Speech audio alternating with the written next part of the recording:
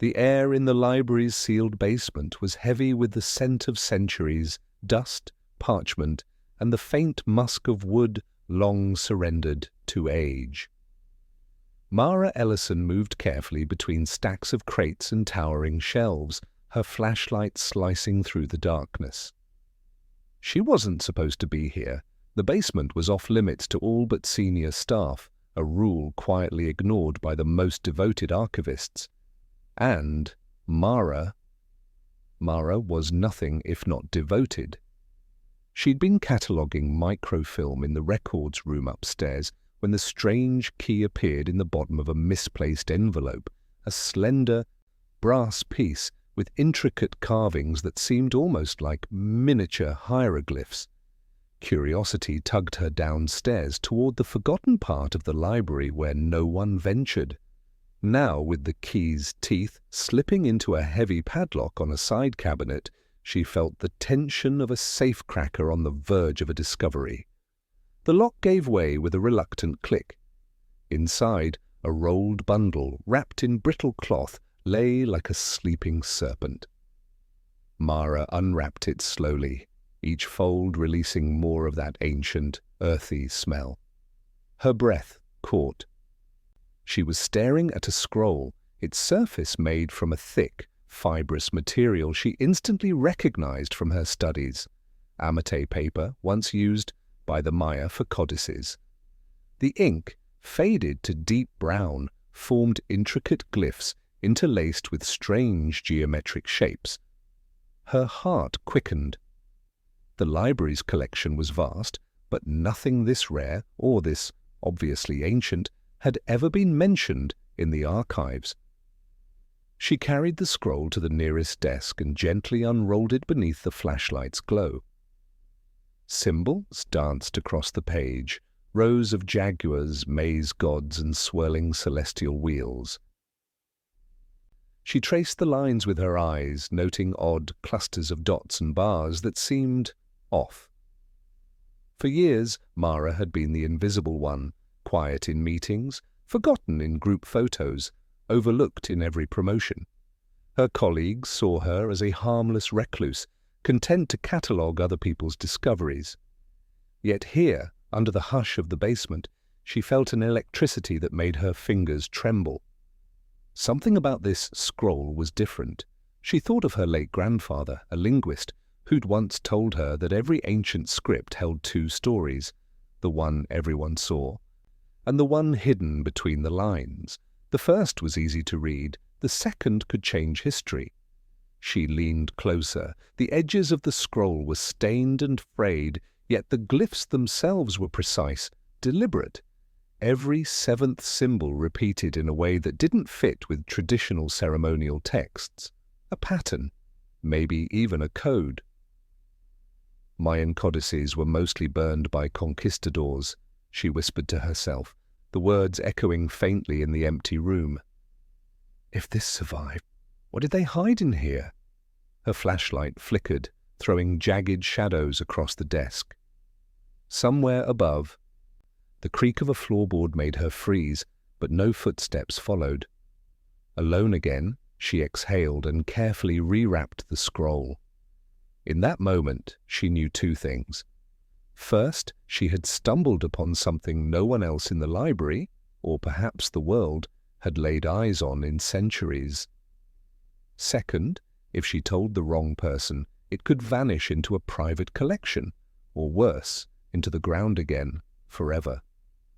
The brass key was still warm in her palm. She slid it into her pocket, gathered her notes, and switched off the flashlight. As she locked the basement door behind her, Mara didn't realize this quiet theft of knowledge would ignite a chain of events leading her far from the safety of her quiet library and straight into the heart of a legend whispered for hundreds of years. If you're enjoying this story of justice and hidden strength, don't forget to subscribe to the channel to find out how a simple act of prejudice turned into the most valuable lesson of Professor Harland's life. Upstairs, the world of the library resumed as if nothing had happened, but in Mara's mind, The glyphs glowed like embers. She didn't know yet what they meant, but she would. And once she did, there'd be no turning back. The library's reading room was nearly empty, save for the faint scratch of pencils and the occasional cough from an elderly historian buried in newspapers. Outside, winter rain tapped against the tall windows, a steady rhythm that usually calmed Mara. But tonight her mind was anything but calm. The scroll lay unrolled before her under a sheet of protective glass. She had claimed a corner table, far from the few late-night researchers, her desk lamp tilted low to hide her work from casual eyes. A magnifying lens trembled slightly in her hand as she traced each glyph again and again, whispering silent translations. For hours she worked, noting every instance where the repetition broke from ceremonial form. She was certain now the scroll contained an embedded sequence. At first glance, the arrangement seemed decorative, but under scrutiny, the clusters of dots and bars behaved like a cipher. The Mayan writing system, with its combination of logograms and syllabic signs, was complex enough to hide meaning in plain sight. Mara began sketching the repeating symbols in her notebook, aligning them in vertical columns. That's when she noticed something strange. The spacing between certain glyphs matched key intervals in the Mayan long-count calendar.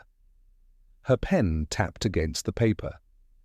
Calendar dates, arranged in precise intervals, could indicate astronomical events.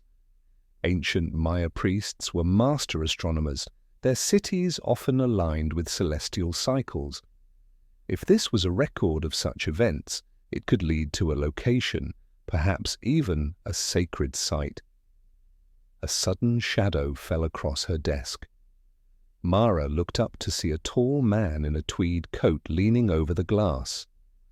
His smile was polite, but his eyes glittered with something closer to amusement. "Working on something special?" he asked. His voice carried the kind of casual arrogance that made Mara instantly guard her notebook. "Just a cataloguing project," she said evenly. He glanced at the scroll. "That's a rare piece. Mayan codices are scarce enough, but one with that level of preservation? Remarkable."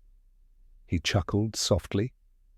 "Of course, it's all just ceremonial art, pretty but meaningless beyond its cultural value." Mara's fingers tightened on her pen. "Meaningless? Trust me," he said. "I'm Professor Harland. 20 years studying pre-Columbian manuscripts.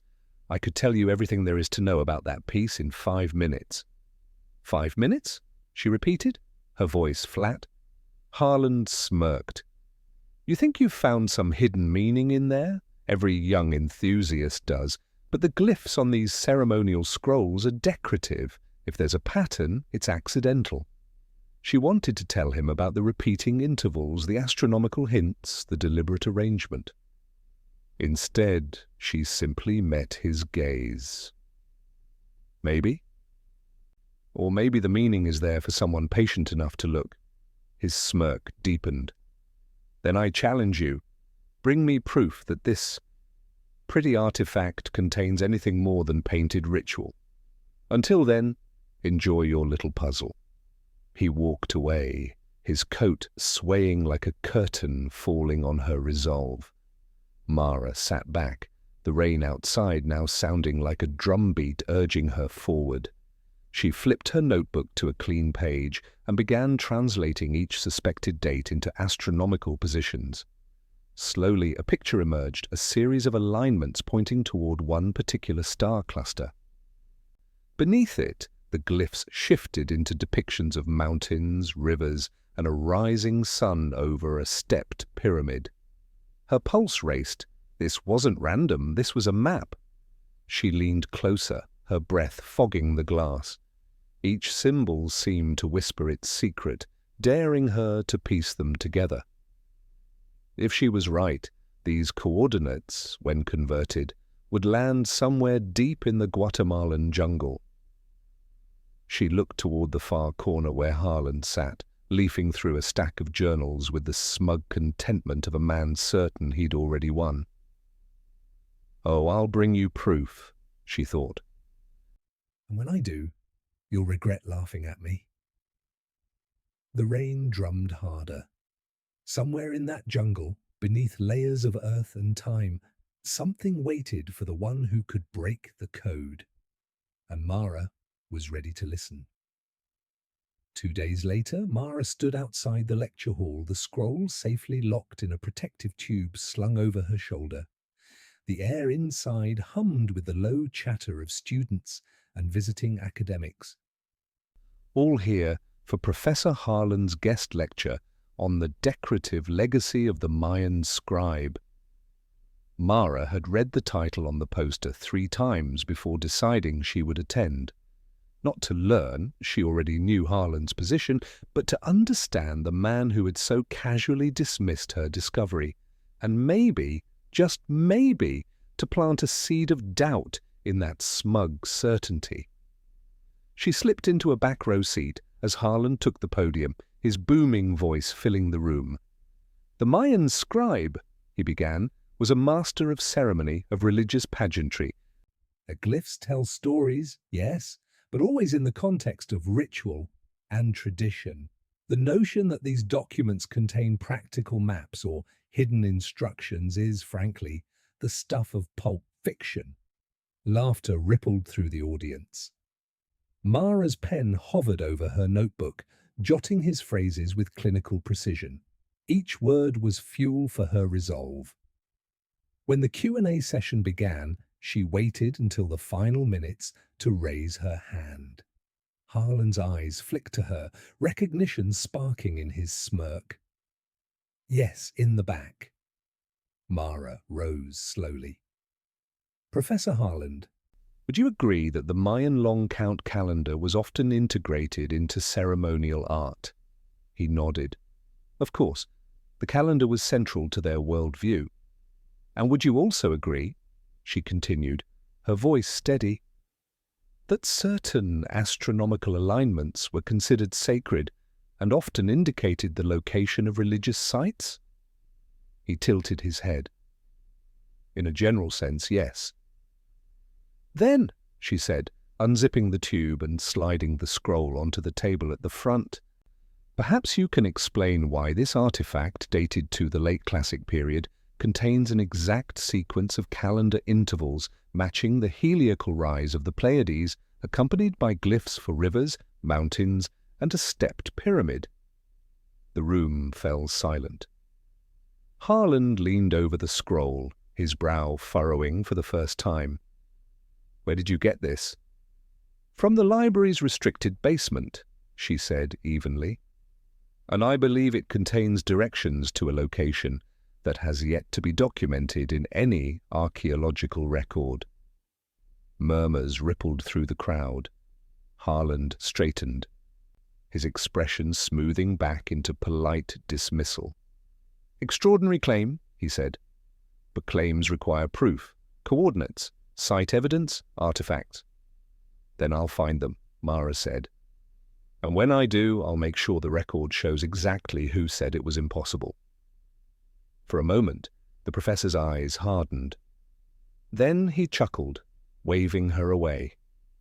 "Good luck, Miss—" "Ellison," she replied. "Mara Ellison." She left the hall before he could respond, her heart pounding. Outside, the cold air bit at her cheeks, but it only sharpened her focus. She would need resources, maps of Guatemala, translations of Mayan astronomical data, satellite imagery, and she would need to move quietly.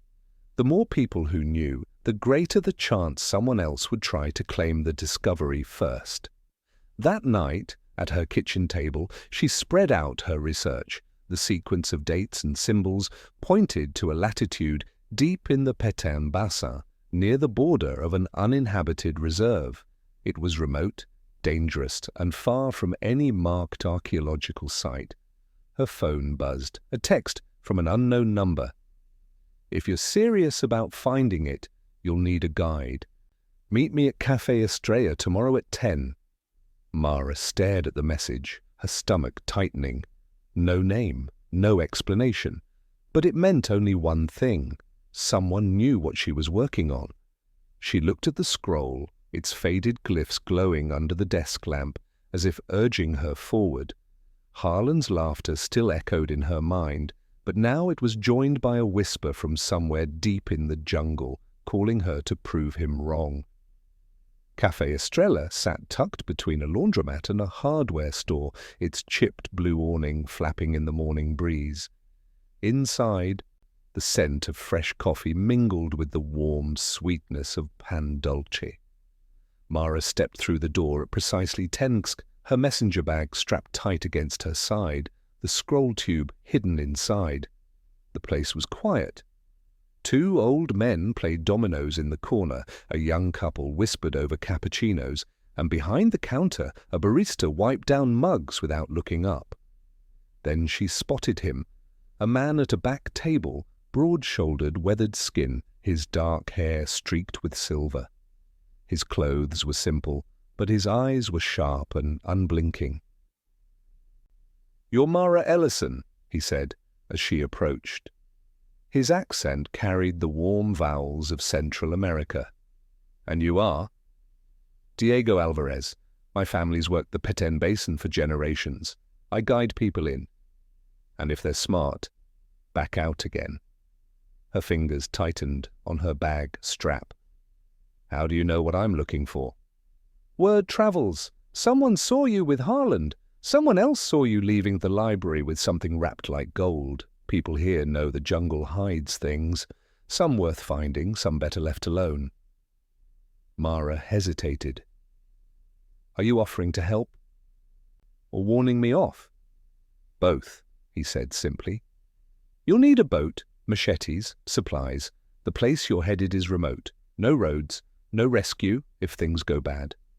She sat across from him. "And you know where it is?" Diego smirked faintly. "I know the rivers, the mountains, the ones in your scroll. I've seen them." Her heart skipped. "You've been there?" "Near enough to smell the gold," he said. "But gold draws hunters, and hunters kill." They spoke for an hour, trading cautious details. Mara kept the coordinates vague, but Diego's knowledge of the terrain confirmed what she decoded.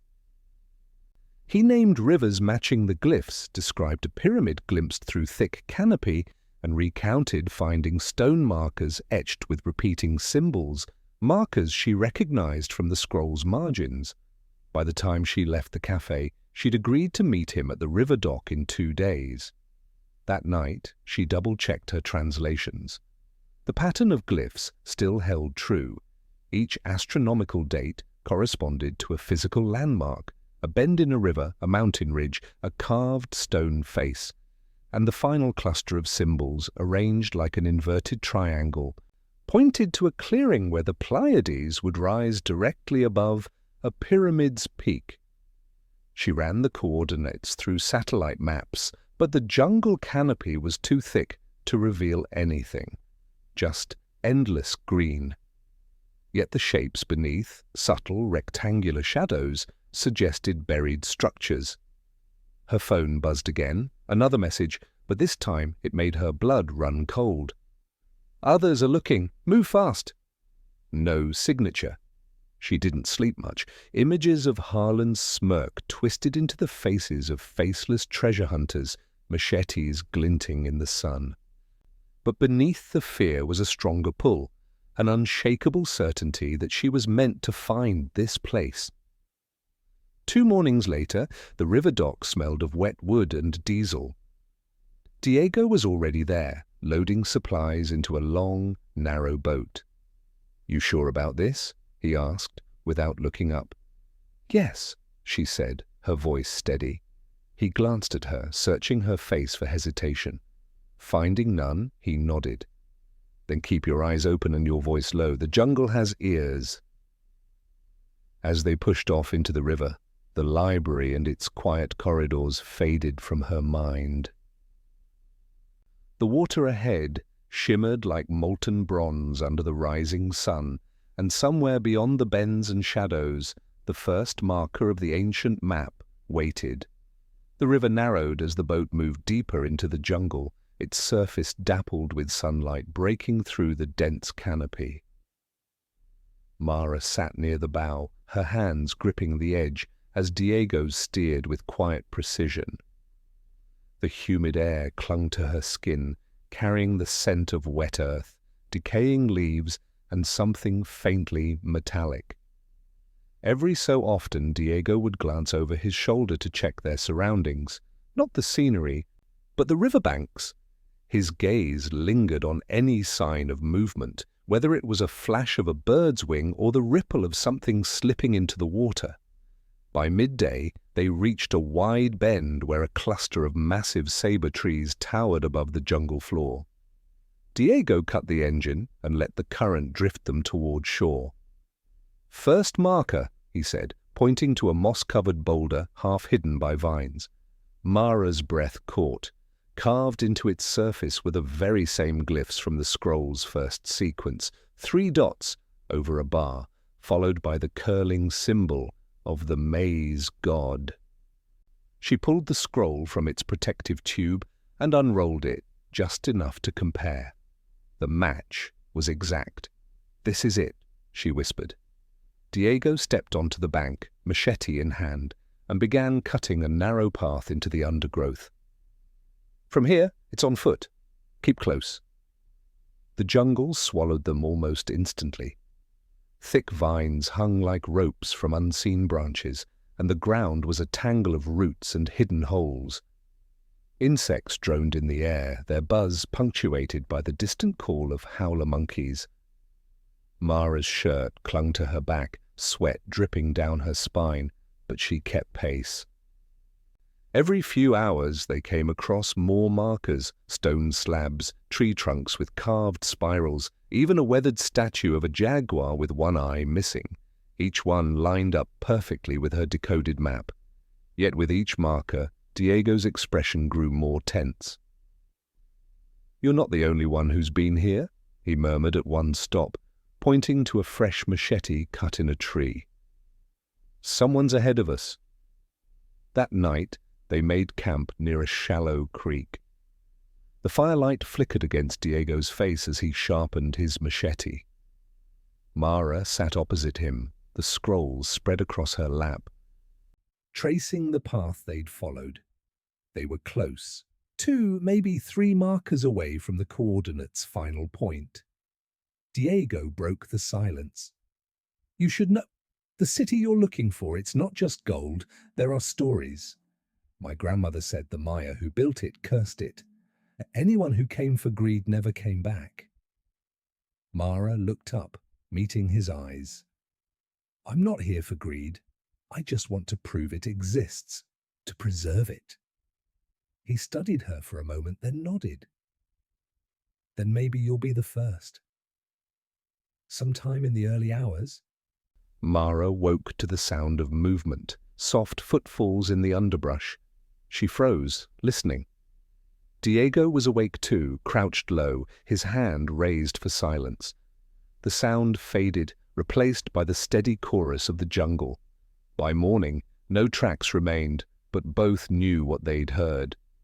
They broke camp quickly, moving faster now.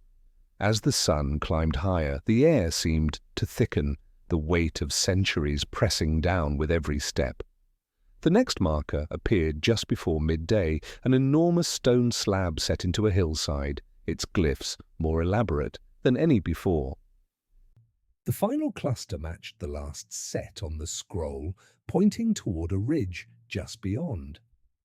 Mara's pulse quickened. The ridge was the final step before the coordinates' center. But somewhere beyond that rise, whoever had been following or leading them might be waiting. She tightened her grip on the scroll. The city was close enough to taste in the air, like a secret on the verge of being spoken. The climb to the ridge was grueling. Loose stones slid underfoot, and thorny vines snagged at Mara's clothes. Diego moved ahead, hacking through the densest growth, his shoulders tense with the awareness that they were no longer alone in this jungle. Halfway up, the sound reached them, metal striking stone, echoing faintly from somewhere beyond the ridge. Mara froze, her breath catching. Someone was working ahead, clearing or digging. Diego's jaw tightened. "We keep moving," he said, his voice low. "Quietly." When they crested the ridge, the jungle opened to a shallow valley. In the distance, half swallowed by vegetation, rose the unmistakable silhouette of a stepped pyramid. Even under centuries of moss and vines, its shape was majestic, a perfect geometry of stone rising against the sky. Mara's chest tightened. She wanted to run toward it, to touch the stones and know they were real, but Diego's hand shot out, stopping her. Below, near the pyramid's base, 3 men moved with deliberate speed. They wore mismatched cargo gear, their machetes glinting as they hacked away at the undergrowth. One had a rifle slung over his back. "Treasure hunters?" Diego murmured. "Bad kind." Mara's stomach knotted. If they were here for gold, they'd strip the site bare and destroy its historical value in the process. They skirted along the ridge, keeping low until they reached a dense cluster of palms. From there, Diego led her down a narrow game trail toward the pyramid's far side. The air grew cooler as they descended, shadows deepening under the canopy. When they reached the base, Mara's gaze swept over the carved stonework. Here, in the pyramid's hidden flank, glyphs were cut deep into the surface, more elaborate than anything she had seen on the journey. They matched the final sequence on her scroll, but now she could see details the faded ink hadn't captured.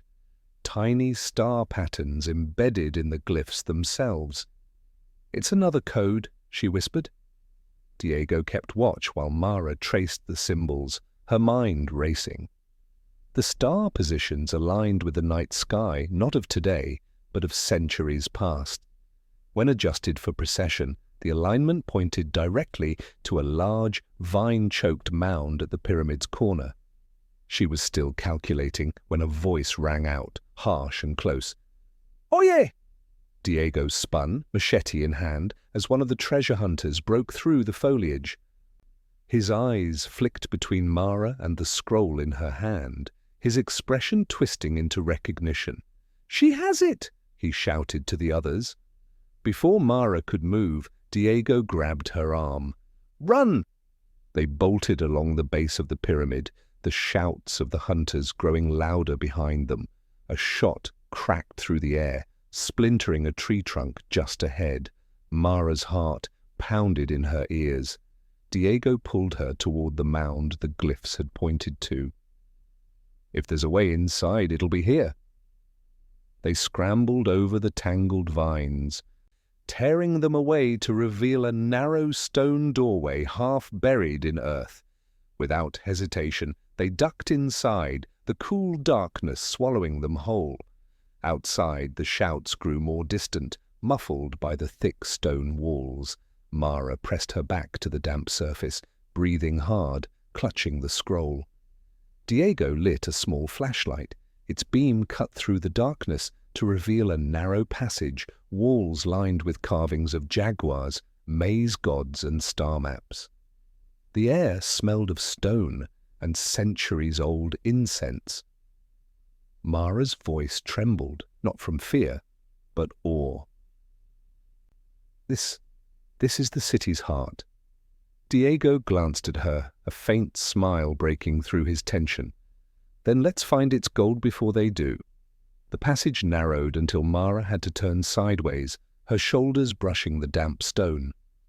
Diego moved ahead, his flashlight beam darting over walls alive with history, intricate reliefs of warriors, priests, and celestial alignments, each scene telling a story frozen in time. The air was cool and heavy, each breath tasting faintly of minerals and something older, almost metallic. They emerged into a chamber so vast it seemed to hum with silence. Shafts of sunlight pierced the ceiling, through cracks in the stone, illuminating clouds of dust that drifted like spirits in the air. And there it was. In the center of the chamber rose a stepped altar, its sides inlaid with sheets of hammered gold that had somehow resisted tarnish. The gold reflected the sunlight in soft ripples, as if the walls themselves glowed. Around the altar lay ceremonial objects, jade masks, obsidian blades, vessels carved with serpents and maize gods. Mara stepped forward, every footfall echoing. Her fingers itched to touch the artifact, but reverence held her back. She had dreamed of this moment, but in her dreams there had been applause, recognition, photographs. Here, the moment felt sacred, private, too fragile to expose to the greedy eyes outside. Diego circled the altar, examining the objects. "This isn't just gold," he murmured. "It's a story, offerings to gods, meant to be left untouched." Mara nodded. "It proves the city was real, that the Maya's astronomical maps led exactly here." She glanced back toward the passage. "We need to document everything before they find this place." The sound of muffled voices reached them, bouncing down the corridor. The treasure hunters were inside. Diego's expression hardened. He switched off the flashlight, plunging them into shadow broken only by the pale shafts of sunlight. "We hide until they pass," he whispered. They pressed against the wall behind the altar as footsteps echoed closer. The hunters entered, their gasps betraying the shock of the sight before them. One of them cursed softly. "All this, it's worth millions." Another voice, "Take the gold first. We'll come back for the rest." Mara's stomach twisted. Every piece they touched would rip history from its context, erasing meaning for the sake of profit. Her hands clenched around the scroll. She couldn't let it happen. She stepped out from behind the altar before she could talk herself out of it. "You can't take it," she said, her voice steady despite the fear pounding in her chest. "This is a sacred site." The men turned, surprise flashing to anger. The one with the rifle took a step forward. "Move, lady, this isn't yours." "No," she said, lifting the scroll. "But it's not yours either. And without this, you'll never find your way back." Diego moved beside her, machete in hand, his stance radiating quiet threat. The tension in the room stretched taut, the only sound the faint drip of water from somewhere above. Finally, the rifleman spat on the ground. "Keep your junk. This place will still be here when you're gone." They backed away muttering until their footsteps faded into the corridor. Mara exhaled slowly, the adrenaline making her hands tremble. She looked at Diego. "We have to seal this entrance. Hide it again." He nodded, already scanning the walls for loose stones. As they worked, Mara felt the weight of what they'd found settle over her. Not just the gold, but the knowledge, the proof, the preservation of a piece of history untouched by greed. When they finally stepped back into the jungle's humid air, the pyramid stood silent behind them, its secret once more hidden.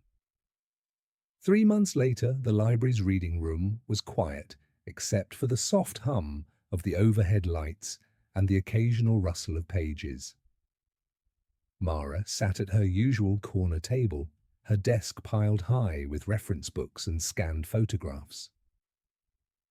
The scroll lay unrolled in a protective glass case, flanked by her neatly organized notes. The city's exact location wasn't recorded anywhere in the official archives. Instead, she had submitted a detailed academic report under the title Astronomical Alignments in Late Classic Mayan Texts, a case study. It contained photographs of the glyphs, precise translations, and evidence of the code's astronomical significance, but no coordinates, no mention of gold, and no hint of the chamber beneath the pyramid. The academic world had taken notice. Experts from universities across the globe wrote to her with questions, some of them grudgingly admitting her work was groundbreaking. Even Professor Harland, in a tersely worded email, had acknowledged her remarkable effort and expressed interest in future collaboration. Mara had smiled at that one, then promptly archived it without reply. The Guatemalan Institute of Anthropology and History had also contacted her after Diego, working quietly through local channels, reported the pyramid's condition. The government had dispatched preservation teams to survey the region, under the guise of routine ecological research. No mention was made of gold or treasure, only of important cultural heritage in need of protection. On Mara's desk sat a sealed envelope from Diego. Inside was a single photograph, the pyramid as seen from the ridge, bathed in the golden light of dawn. No people, no markers, just the jungle embracing it as it had for centuries. On the back, in his careful handwriting, he had written, "Some things belong to time, not to us." She traced the words with her thumb. He was right. She hadn't gone into the jungle for riches, though she now understood how easy it would have been to take that path. She had gone for truth, for the satisfaction of proving that the overlooked could still alter history. The public would never know the full story, the danger, the treasure hunters, the gold gleaming in the dark, but perhaps that was for the best. What mattered was that the city would remain intact, protected from greed, its story waiting for future generations to uncover with care. As she packed her bag for the evening, her gaze fell on the brass key that had started it all. It sat in a small glass box on her desk, its carved teeth catching the light. A symbol, she thought, not just of access, but of responsibility. She slipped the photograph into her journal, locked the scroll in its climate-controlled case, and headed for the door. The rain had started again, tapping gently against the library's tall windows, a rhythm that now reminded her not of rest, but of the river's steady pull into the unknown. Mara stepped into the night with a quiet satisfaction.